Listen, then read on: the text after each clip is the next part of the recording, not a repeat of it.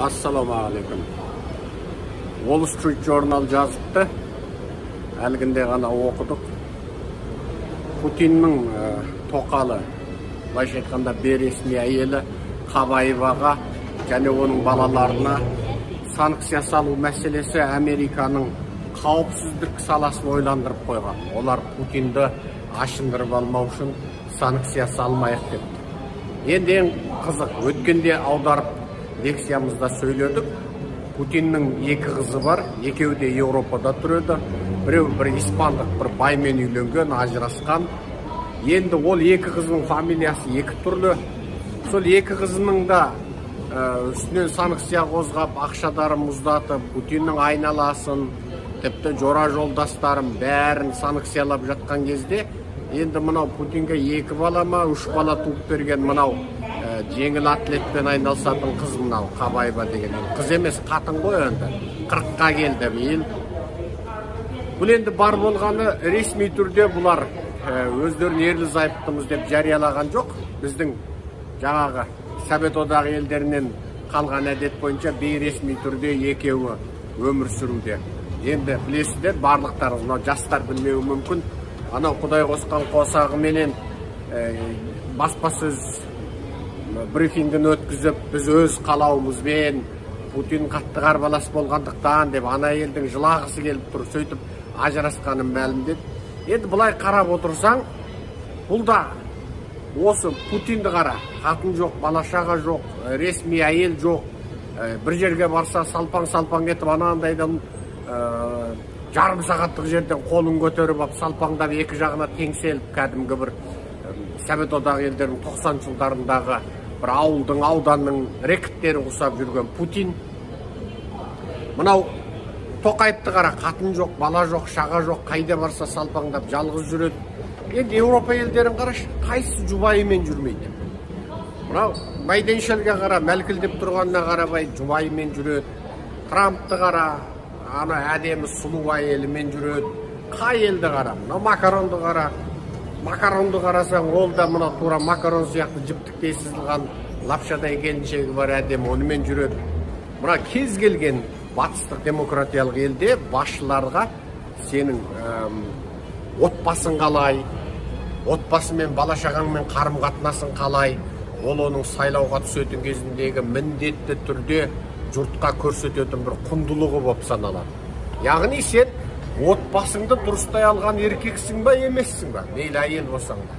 Бірінші отбасың қалай. Енді әйел демекші, Германияның канцлерін оны айтайықшы, анау бұрынғы Германиядағы анау Жалпақбет апа.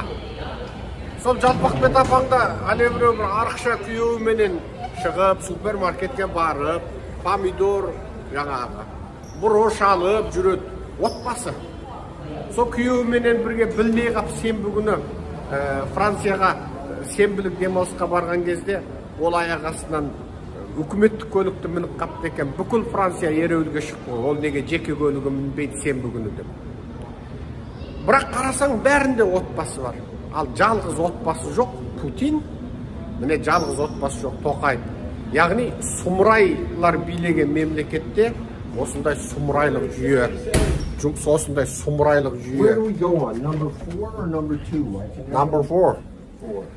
Осындай сұмырайлық жүйе болады екен. Бұл шынында да сондай. Путинде отбасы жоқ. Мейлі Трампты қара, мейлі Байденді қара, мейлі Макаронды қара, мейлі Германияның канцлерін қара. Бәрінде, бүкіл дүние жүзіндегі есі дұрыс елдің бәрі отбасын дұрыс басқарған елдердің отбасын дұрыс басқарған адамдарды басшылыққа сайлайды. Ал бірақ жалғыз Назарбаевты қара, отбасы тасталған, ешқандай отбасы тасталған. Қызы анау байдан байға жүйткейді, байы өлген, ана күйеу баласы Құлыбаевты қара. Ол Құлыбаевтың қатыны, ол миллиардер, өзі миллиардер. Ол онымен қоймай, ана жақта бір тоқалыма көңілдеспен табады. Ол тоқалыма көңілдесі.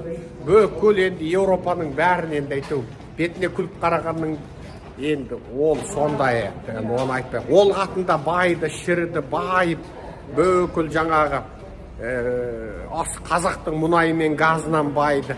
Анау топас дүлей, жаңағы екі ауыз келеу-мелеуді білмейтін Еуропаға барғанда анау соны таныстырды, мынаумен Еуропа, Америка дегенде ақшаң болса, клубтарға қатысасың, мысалы. Адамдармен кезігесің, сөйлесесің, қаржылық жиындар, мысалы, қайырымдылық жиындар көп болады. Қайырымдылық жиындарға барып, өңкей ірілер, байлар, мықтылар, саясаткерлер бір-бірімен танысып, табысады. Қысқасы, қараш, күйеу баласы миллиардер, қызы миллиардер, күйеу баласының ашынасына, көңілдесіне дейін, ойнасына дейін миллиардер, оны елеп жатқан қызы жоқ, қызы мына жақта былығады, өзі мына жақта былығады, өзінің қатыны жындыма, саума, өліме, тіріме белгісіз. Бұлай қарап отырсаң, бүкіл дүние жүзінде ең былыққан отбасы, Назарбаев отбасы мен Тоқаев отбасы, Путин отбасы, бүкіл адамзаттың соры болып, осы Қазақстанды, Ресейді басқарып отыр.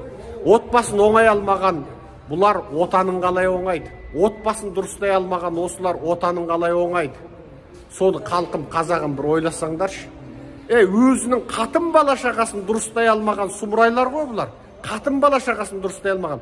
Өзінің әйеліне бір махаббат, мейірім бере алмаған баласына. Олар мемлекетті қайтып оңайды. Соны біліңіздер.